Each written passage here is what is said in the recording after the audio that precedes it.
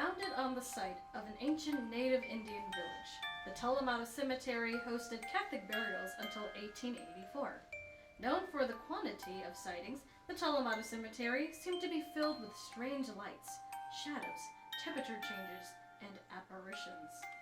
Little is understood about the connection between the grave sites here and the sightings, but many suspect that those buried here are making themselves known to the living. The image of a young boy is often seen playing near the big oak tree at the front gate.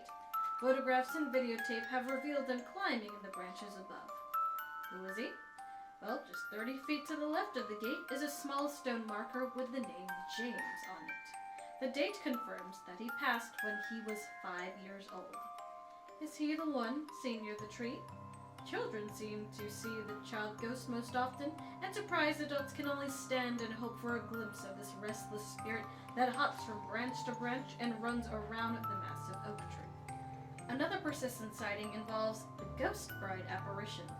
Hundreds of sightings have been recorded of a female figure in a white dress walking back and forth in the cemetery. One of the first reports involved 2 young boys who ventured into the cemetery one summer evening almost a century ago. They had pitched a tent among the gravestones and bravely tried to sleep when a strange noise outside woke them. When they stepped outside from the safety of their tent, they saw a glowing female entity in a long white dress hovering near them. They could not see her face, but clearly saw a long gray hair cascading down her back.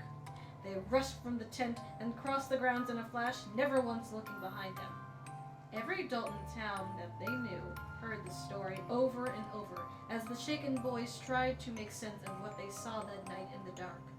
During one such telling, a man they knew from the neighborhood stepped forward and quietly said, "I know who you saw in that cemetery." Everyone grew silent as the man explained how a woman named Elizabeth from town had passed away from heart weakness the year before, just 1 week before she was to be married. Her family requested she be buried in her wedding dress as a final tribute to her impending marriage. No one spoke for many minutes as the man walked away. It all made sense. The long white dress, the veil covering her face, and even the long gray hair, which could have been the train to her wedding veil. The boys stood by this story for the rest of their lives and vowed to never set foot in the graveyard.